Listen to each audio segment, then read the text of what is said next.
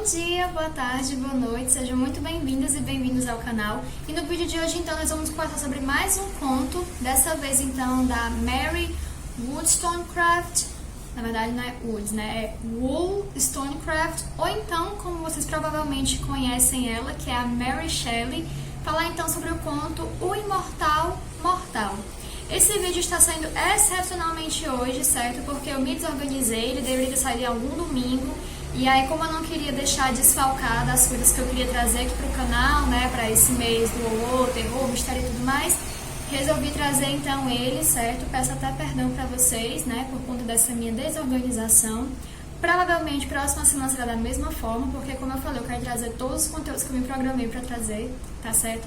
E, né, lembrando mais uma vez que por se tratar de um conto, eu vou contar a história inteira. Então, sim, esse vídeo tem spoilers. Ligando logo o alerta aqui pra deixar vocês cientes mais uma vez disso, certo? Então, eu li esse livro nessa coletânea aqui, certo? Os Melhores Contos Fantásticos, né, que foi produzido pelo Flávio Moreira da Costa. Não é bem produzido, né? Foi coletado, foi editado, pronto, melhor dizendo, por então Flávio Moreira da Costa, certo? E como eu falei, né, a Mary Shelley, a escritora, né, de Frankenstein, ela então tinha o nome de solteira, né, de Mary Wollstonecraft. Eu vou deixar o nomezinho dela aqui pra vocês, tá certo? Wollstonecraft, eu não sei certo como se pronuncia, mas a gente conhece ela mesmo como Mary Shelley porque foi o nome de casada dela, né? O marido dela também era escritor, mas ela fez mais sucesso do que ele, certo? Inclusive, é até dito aqui no começo, né, assim como um preâmbulo sobre a autora, né, antes do conto propriamente dito, que a criação do Frankenstein foi então porque a Mary Shelley, né, juntamente com o marido e um grupo de amigos, resolveram fazer entre si meio que um jogo, sabe, pra ver quem conseguiria escrever um romance gótico, uma história assim bem amarradinha, né, bem bacana, e ela foi a única que conseguiu e que inclusive bombou, né, e até hoje nós temos diversas, né, edições sobre o Frankenstein e tudo mais, né. Eu nunca li, né, conheço assim por cima a história, mas pretendo ler futuramente, certo? Mas vamos nos atentar então ao conto. Bem, então, esse conto aqui, ele destoa um pouco mais ou menos dos outros contos que eu já falei aqui, das outras histórias, né, que eu falei aqui durante esse mês, porque ele de fato puxa mais para o fantástico do que para o terror, o horror em si da história. Mas a depender, né, de como você se sinta acerca dos assuntos que são tratados nesse conto, você pode então sentir um certo horror, né, alguma coisa assim, pode ser que não caia direito, né, em você, digamos assim, né, que você não consiga digerir muito bem, né, alguns assuntos aqui. Então, vamos começar então falando sobre esse conto. Bem, esse conto não se diz exatamente aonde se passa, não diz assim qual país, nada assim do tipo, o que pra mim já meio que demonstra que ele poderia ter acontecido em qualquer lugar, certo? Então, geralmente, alguns autores usam desse recurso de não dizer o nome do local onde se passa a história que eles estão contando, justamente para demonstrar que não é algo restrito a um lugar em si, mas sim que poderia acontecer em qualquer época, em qualquer lugar, com qualquer pessoa, certo? E aí, logo no começo do conto, a gente tem a data, né, assim, que é em 1883, e o narrador, né, esse livro é contado em primeira pessoa, o narrador então está meio que comemorando o seu aniversário de 323 anos. Sim, 323 anos. Por isso, novamente, o nome do título do conto, O Imortal Mortal. A gente já chega lá de como é que ele se tornou esse imortal, certo? Então, ele até faz uma certa brincadeira no começo também. Ele diz assim, judeu errante? Não sou judeu errante, se referindo a Jesus Cristo, né? Ele fala que ainda tem alguns 18 séculos, né, milênios, alguma coisa assim de diferença entre eles. Mas, né, ele faz essa brincadeira justamente dizendo, né, que ele também, assim como, né, Jesus tem séculos e séculos, né, assim, de vida, ele também tem séculos, né, de vida. E aí ele vai explicar então toda a sua história e como foi que ele conseguiu essa proeza, né, de ter 323 anos. Bem, tudo aconteceu quando ele tinha 20 anos de idade, certo? E aí, lá onde ele morava, existia um senhor que era filósofo, mas que era ele era dotado à prática da alquimia, certo? E as pessoas tinham muito receio em relação a esse filósofo, justamente porque aconteceu um acidente lá durante o trabalho dele, que um dos ajudantes dele acabou meio que se envolvendo com espíritos maléficos, digamos assim, é o que é dito aqui no conto, certo? E aí aconteceu que esse rapaz parece que faleceu por conta disso, e aí as pessoas começaram então a achar que esse senhor, por, né, praticar alquimia, ele na verdade praticava magia, que ele tinha um pacto com o demônio, coisas assim. Então as pessoas começaram a marginalizar esse filósofo. Ele queria contratar muito um assistente para ele, né? Só que ninguém queria trabalhar com ele por medo mesmo, né? Preconceitos e tudo mais, toda uma crença de que ele era ligado ao demônio. Ele dava assim, né, a entender que daria, ele não dava a entender, na verdade ele pagaria mesmo uma quantia exorbitante de dinheiro, né, para que uma pessoa pudesse trabalhar, pelo menos uma pessoa pudesse trabalhar para ele, mas ninguém queria saber dele, certo? E o nosso narrador, que a gente descobre mais lá pro meio do conto, que se chama Winzy, vou deixar o nome dele aqui também não sei se eu estou pronunciando certo. Então, o Winzy, ele sempre teve uma curiosidade por esse alquimista, porque ele sempre gostou muito também dessa, como é que eu posso dizer, dessa prática mesmo, né, da alquimia e tudo mais, até mesmo da magia, digamos assim, certo? Lembrando que magia e alquimia, né, não são correlatas, mas enfim. Então ele tinha um interessezinho por essas áreas, certo? E aí, ao mesmo tempo que ele tinha interesse, ele tinha receio justamente dele ser também marginalizado se ele viesse a trabalhar com esse senhor.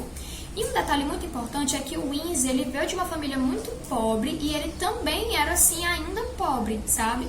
Ele até fala que a família era bem paupérrima mesmo e tudo mais. Ele era um rapaz bem humilde, bem simples.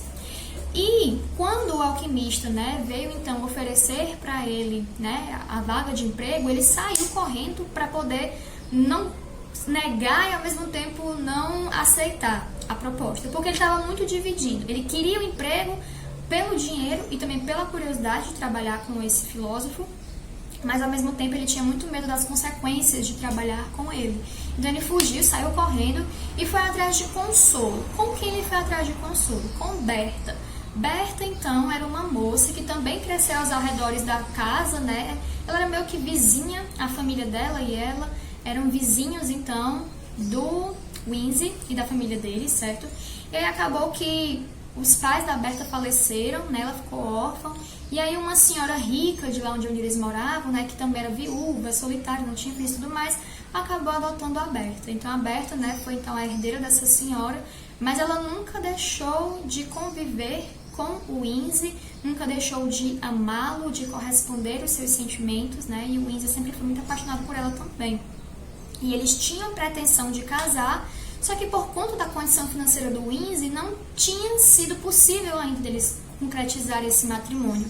E a Berta perturbava muito ele para que isso acontecesse. Ela ficava até fazendo meio que pressão psicológica no rapaz, sabe? Dizia que, você não me ama, essa sua desculpa de dinheiro é mesmo uma desculpa esfarrapada, você não quer me amar, eu vou atrás então de outro rapaz que quer o meu amor, que merece o meu amor. Deixava ele ciumado e tudo mais, lembrando, né, que nós estamos lendo um conto em primeira pessoa. Então a gente está vendo as coisas na visão do Winzy. Então a gente não tem a percepção de fato das coisas, digamos assim, porque a gente só tem a visão dele. Então a gente é levado a crer que a Berta, né, ela era dessa forma, assim, né, meio egoísta, meio egocêntrica também, que fazia essas chantagenzinhas e tudo mais, certo? Entretanto, né, dito isso, eu vou meio que dizer isso, porque esse conto, ele é meio que formato de, não é diário, mas ele tá meio que confessando as coisas que aconteceram e as coisas que porventura podem vir a acontecer. Então ele tá meio que fazendo meia-culpa mesmo, né? Ele não tá se eximindo de nada, não tá deixando nada de lado pelo que aparenta, né, quando você lê o conto. A Berta, ela acaba então até perguntando, onde é que você tava? Por que você não veio me ver mais? Não sei o que. Ficou insistindo, até que o Winzy acabou dizendo, né, que aquele senhorzinho, alquimista, filósofo, ofereceu a ele um cargo, né, só que ele estava com muito receio de aceitar e tudo mais, e ela fez o inferno na terra para que ele aceitasse o cargo, porque aí com o dinheiro eles poderiam se casar. Tudo bem. Então, né, pressionado, né, pela Berta e apaixonado pela moça também, né, porque ele queria muito casar com ela há muito tempo e essa seria uma boa oportunidade. Ele foi lá, então, né, aceitou o emprego e ficou trabalhando, então, com este senhor, né, filósofo. Tudo bem. Ele não sabe exatamente qual é o propósito de vida, de estudo desse senhorzinho, mas ele sabe que é uma coisa, assim, muito importante, que esse senhor passa horas e horas a afinco trabalhando naquilo e que ele passou anos estudando isso também.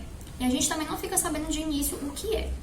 Mas aí, conforme o tempo vai passando, o Winsor ele acaba se mergulhando muito em trabalho, ficando muito atarefado, com muitas coisas para resolver. E chega um tempo que ele passa muito tempo sem ver a Berta. Questão assim de alguns dias, algumas semanas. Só que isso foi o suficiente para que a Berta causasse mais ciúmes nele. E aí ela começasse a se enrabichar por outro rapaz que era rico e que ao mesmo tempo que era rico era um preferido, digamos assim, da pessoa, né, da mulher que adotou a Berta, né, da senhora rica. Eles passam a Berta e esse rapaz preferido, né, da senhora que adotou ela, passa lá em frente aonde o Winsor trabalha, o Winsor vê eles dois, ela totalmente despreza ele, né, a Berta, olha pra ele com olhar de desprezo, o cara debocha dele, o pobre do Winsor, ele fica assim, desconsolado, despedaçado, assim, seu coraçãozinho partido mesmo, sabe, bem quebradinho, chora horrores, e ele jura vingança. Ele quer se vingar, ele quer matar o cara, né, que a menina se enrabichou, ele quer fazer com que a Berta sofra, quer fazer, assim, um inferno na terra na vida dela agora também. Só que aí, né, ele acaba meio que guardando um pouco essa raiva, porque ele precisa voltar a ajudar, né, o senhorzinho. E aí, então, o senhorzinho confia nele uma tarefa muito simples, que era ele ficar observando um líquidozinho lá, rosa, que estava dentro de um frasco. Se esse líquido... Ai, gente, meu cabelo tá terrível. Se esse líquido trocasse de cor, né, ou então de aroma, qualquer coisa do tipo, no menor sinal que isso acontecesse, o Winsor deveria acordar, então, o filósofo, porque ele estava há muito tempo sem dormir, sem descansar, e ele queria descansar. Então, ele confiou essa tarefa, né, ao Winsor, achando que ele tinha dormido na noite anterior, porque no momento que ele tinha pra descansar, ele tinha ido atrás da Berta. O senhorzinho vai dormir, certo? E confia essa tarefa ao Winsor, explicando pra ele justamente o que era aquela poção e recomendando que ele não tocasse na poção, não cheirasse, não bebesse, não fizesse nada. Só acordasse ele, assim que houvesse a menor mudança na coloração, certo? Então, ele fala, né, o filósofo, que na verdade essa poção, ela é uma poção para curar o amor. E que na verdade o Winsor, ele não iria querer curar esse amor pela Berta, ele deveria lutar por esse amor. Então, ele não deveria de maneira alguma beber essa poção. E o Winsor fica muito curioso, né, porque ele ficou pensando assim, nossa, mas seria tudo, né, na minha vida se eu conseguisse tirar esse amor de dentro de mim, se eu não conseguisse mais sofrer por essa mulher, nem por nenhuma outra e tudo mais. E aí, quando ele começa, né, assim, ele tá perdido em pensamentos e tudo mais, em relação a essa poção, ele sente o aroma diferente, né, no ar. Não é o amor, certo? A brincadeira é a besta, mas enfim. Ele sente um aroma diferente no ar, ele percebe uma cintilância no canto da sala e ele vê que houve essa mudança na coloração do recipiente lá. E ele estava meio que hipnotizado por aquilo. E aí, então, ele, ao invés de acordar, o filósofo, ele vai e toma metade do líquido que estava no frasco. Só que aí, por um impulso, o filósofo acaba acordando e aí, num susto, o Winsor derruba o frasco e acaba, né, a poção ali, a poção se desfaz, né, o líquido perde a sua cor, o seu cheiro, e o filósofo fica pé da vida com ele, né, arregaçando assim as mangas e puxando ele pelo pescoço, assim, tudo mais. Ele, nossa senhora, você destruiu o trabalho da minha vida, sem notar que ele tinha bebido a poção. Ele achou, o filósofo, que o Winsor tinha só pegado e no susto jogado no chão, né, assim, quebrado. E o Winsor não desfez o pensamento dele, não disse que ele tinha bebido metade da poção. Então, tudo bem. E aí, né, o senhorzinho começou a arrefecer, né, a sua raiva, começou a ficar mais calmo, e aí foi tentar trabalhar de novo nessa sua poçãozinha. Tudo bem. E aí, com isso, o Windsor meio que teve a oportunidade de escapar de lá, foi atrás da Berta, porque ele estava se sentindo muito bem, sabe? Ele estava assim, se sentindo muito revigorado. E ao mesmo tempo, ele percebeu que na verdade a poção não curava o amor. Muito pelo contrário, ele estava cada vez mais ávido para querer ver a Berta, se encontrar com ela mesmo, sabe? E aí ele vai atrás dela, né? Ela, quando o vê, ela acaba correndo atrás dele, né? E tudo mais. Ela sai do seu castelo e vai atrás dele. Aquela cena bem de contos de fada mesmo, sabe? A senhora lá, que era a protetora dela, tenta impedir, mas ela foge com o Windsor. Eles vão viver juntos, vão pra cabana onde os pais do Windsor moram. Eles acabam se casando e a vida é feliz para os dois. O Windsor deixa de trabalhar, então, com esse filósofo, mas também não deixa de ter contato com ele. Continua a amizade, os dois continuam conversando, trocando amenidades e tudo mais. Passados 5 anos, o Windsor é chamado assim, às pressas, para a casa desse filósofo, porque ele está morrendo. E aí, quando ele chega lá, ele vê o senhorzinho deitado na cama, assim, muito moribundo mesmo, a ponto de morrer a qualquer momento. E tem mais um frasco brilhante lá também, né, na cor rósea ainda, né, pra saber que a poção deu certo, muda de rosa para um tom mais cintilante, mais dourado. Então, o senhorzinho então chama o Windsor, né, e explica para ele que na verdade aquilo era um elixir da juventude, né, uma poção para se viver para sempre, e que o desejo dele era tomar essa poção que ele conseguiu fazer depois, né, esse outro frasco, para viver para sempre. E ele até trouxe de volta, nossa, mas se você não tivesse derrubado aquela vez, né, eu já poderia ter tomado ali, não estaria assim nessa condição aqui morrendo.